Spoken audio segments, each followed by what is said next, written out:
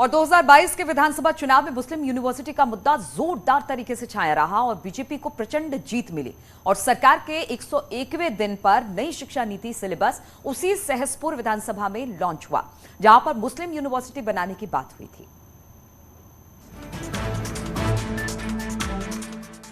2022 के विधानसभा चुनाव में मुस्लिम यूनिवर्सिटी के मुद्दे ने कांग्रेस को बर्बाद करके रख दिया। इसी मुद्दे को बनाकर बीजेपी ने प्रचंड बहुमत की सरकार बनाई और सहयोग देखिए उसी सहसपुर विधानसभा से नई शिक्षा नीति का सिलेबस लॉन्च हुआ और उत्तराखंड प्री प्राइमरी यानी बाल वाटिका के नाम से नई शिक्षा नीति लागू करने वाला पहला राज्य बन गया। सीएम धामी ने इसे बड़ी पहल बताया और मुस्लिम यूनिवर्सिटी की बात करने वाली कांग्रेस पर सहसपुर से निशाना साधा कि बीजेपी तुष्टीकरण की राजनीति नहीं करती। संयोग है, हम लोग जो है हमेशा हमारी पार्टी हो या हमारे देश के प्रधानमंत्री जी के नेतृत्व में हो, सबका साथ, सबका विकास, सबका विश्वास और सबका प्रयास, इसके आधार पर चलने वाला है। हमने कभी तुष्टीकरण की बात नहीं की है। आज भी तुष्टीकरण की बात पिछले 55 सालों पर 60 सालों तक जिन्होंने देश के अंदर शासन किया है, देश पर राज किया है, उन्होंने हमेशा तुष्टीकरण और वोटों की राजनीति की है। उत्तराखंड में ना कांग्रेस सत्ता में आई और ना मुस्लिम यूनिवर्सिटी की बात आगे बढ़ पाई, लेकिन उसी सहसपुर विधानसभा से शिक्षा मंत्री धन सिंह रावत ने कहा कि अब स्कूलों में योग, गीता, रामायण और पुराण के पाठ पढ़ाए जाएंगे। वहीं कांग्रेस अब कुछ कह नहीं पा रही। अपनी नई शिक्षा नीति में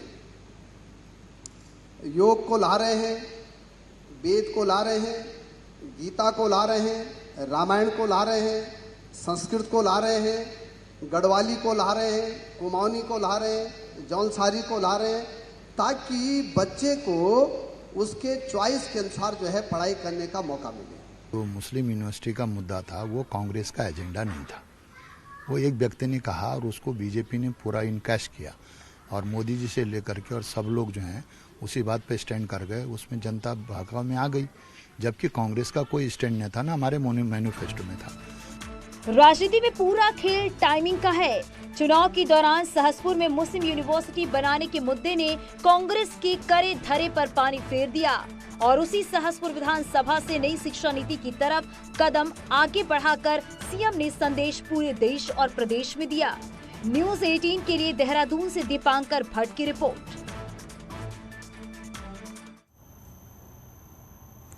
बढ़ते अगली खबर की ओर रुद्रप्रयाग की बात करते हैं, जहां पर जिला पंचायत अध्यक्ष ने अपने पद से इस्तीफा दे दिया है। जिला पंचायत अध्यक्ष के खिलाफ 14 सदस्य अविश्वास प्रस्ताव लेकर आए थे और इस पर कल फ्लोर टेस्ट होना था, लेकिन बहुमत परीक्षण से पहले ही जिला पंचायत अध्यक्ष अमरदेई शाह ने इस्तीफा दे दिया।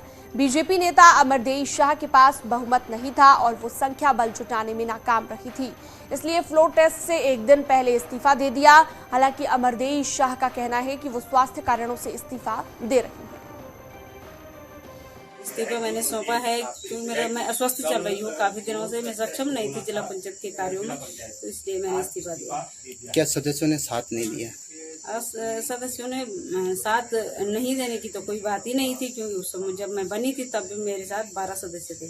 माननीय जिला पंचायत अध्यक्ष जी द्वारा एक पत्र मुझे प्रेषित किया गया जिसमें उन्होंने अपना त्याग पत्र देने की बात कही है, तो इसको शासन को निदेशालय को प्रेषित किया जाएगा अग्रिम कार्रवाई।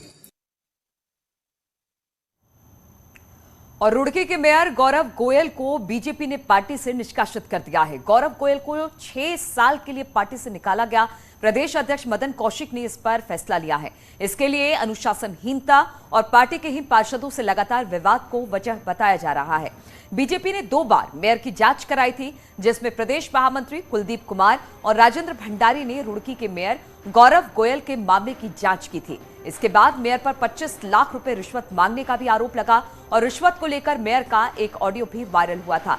इसके बाद पार्टी की किरकिरी होता देख बीजेपी ने बड़ा फैसला लिया और रुड़की के मेयर गौरव गोयल को पार्टी से निकाल दिया गया। उत्तराखंड में सबसे ज्यादा शिक्षक और कर्मचारी शिक्षा विभाग में हैं, पर बावजूद इसके बच्चे सरकारी स्कूलों में नहीं जाना चाहते। 2 दिन के चिंतन शिविर की शुरुआत हो गई है और इसमें मुख्यमंत्री ने यही मुद्दा उठाया। पूरे विभाग के सामने सवाल छोड़ दिया कि हालात कैसे सुधरेंगे, ये बताइए।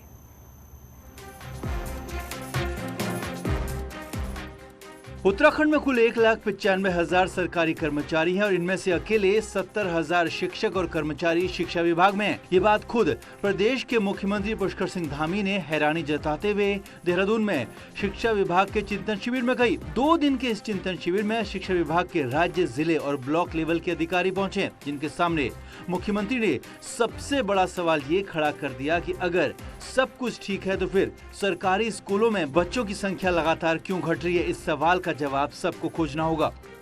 है उस पर चिंतन करेंगे और चिंतन करने के बाद जो भी उससे चिंतन और मंथन से अमृत निकलेगा, उस मंथन से हमारी छात्र संख्या भी बढ़ेगी और छात्रों का जो शैक्षिक वातावरण है वह भी बढ़ेगा। मुख्यमंत्री ने कहा कि शिक्षा में हालात कैसे सुधरेंगे इसका प्लान बताइए और प्लान 10 नहीं 1 होना चाहिए, जिस पर काम भी हो सके और रिजल्ट भी दिखे। वहीं मुख्यमंत्री पुष्कर सिंह धामी के सवालों को पूर्व शिक्षा मंत्री प्रसाद नैथानी ने कहा कि ये हाल बीते 5 साल में हुआ। पिछले 5 साल में इन्हीं की सरकार थी, त्रिवेंद्र जी से लेकर के जितने हमारे 3 मुख्यमंत्री रहे, उससे लेकर के आज देखिए कि शिक्षा की हालत क्या है। तो इसके जिम्मेदार भी यही लोग तो हैं, इसमें जनता का कोई दोष नहीं है। सरकार पिछली बार भी उनकी थी, इस बार भी उनकी बन गई है। उत्तराखंड में सरकारी स्कूलों की खराब हालत को पलायन की बड़ी वजह माना जाता है। यही वजह है कि प्राइवेट स्कूलों में पढ़ाने की होड़ में लोग गांव छोड़कर शहरों में दौड़ आते हैं। देहरादून में 2 दिन का चिंतन शिविर शिक्षा की क्वालिटी सुधारने पर हो रहा है, पर सवाल है कि जब स्कूलों में बच्चे ही नहीं होंगे तो 70,000 शिक्षक आखिर किसे शिक्षा देंगे। दीपांकर भट्ट, न्यूज़ 18 देहरादून। और खटीमा क्षेत्र में 2 दिन हुई बारिश से फसल को नुकसान पहुंचा है। कई गांवों में बारिश के बाद खेतों में पानी भरने से किसानों की फसल खराब हो गई है। वहीं किसानों ने नदी के पानी की सही निकासी नहीं होने से खेतों में पानी भरने की बात भी कही है। ये लोहिया नदी है, ये आपके सामने लोहिया नदी है और इस पे कई सालों से ये पैपों वाला पुल है। मैं आज से 15 साल पहले प्रधान था, तब भी हमने लिख के दिया था। ये सभी जितने भी अधिकारी हैं सबको दे रखा है, जितने विभाग हैं। 2 दिन से इतनी बरसात हुई, जो धान हमारे ये पले हुए थे पेड़ करावद, आज वो सब डूब गए हैं और डूबने के कारण सारा धान नीचे से गल रहा है। रुड़की के गंग नहर कोतवाली इलाके में देहरादून हाईवे पर एक सैन्य वाहन और पुलिसकर्मी के निजी वाहन में टक्कर हो गई। वहीं दोनों पक्षों के बीच जमकर नोकझोंक और धक्का मुक्की हुई। सूचना मिलते ही मौके पर पहुंची पुलिस ने मामला शांत कराने की कोशिश की। इस दौरान भारी भीड़ भी मौके पर इकट्ठा हो गई। लोगों ने मामले को बढ़ता हुआ देखकर सैन्य कर्मी के वाहन को मौके से रवाना कर दिया। फिलहाल अभी तक दोनों पक्षों की ओर से कोई तहरीर नहीं दी गई। फिलहाल दोनों पक्षों को समझा बुझाकर मामले को शांत कराया गया। गाड़ी ने मेरे को जो है पीछे से टक्कर मारी और मेरी गाड़ी का टायर भी फट गया और साइड में भी लग गई। तो मैंने जैसे उनको रोका तो उनके द्वारा जो है बदतमीजी की गई, धक्का मुक्की की गई और गाड़ी जो है रोकी नहीं, जबरदस्ती जो है गाड़ी लेके चले गए और हमें धक्के देकर जो है किनारे कर दिया। अच्छा, इस दौरान पब्लिक भी इकट्ठी हुई है? पब्लिक ने भी, पब्लिक के भी कुछ शरारती लड़के थे, 1-2 लड़के हैं, इनके द्वारा भी बदतमीजी की गई।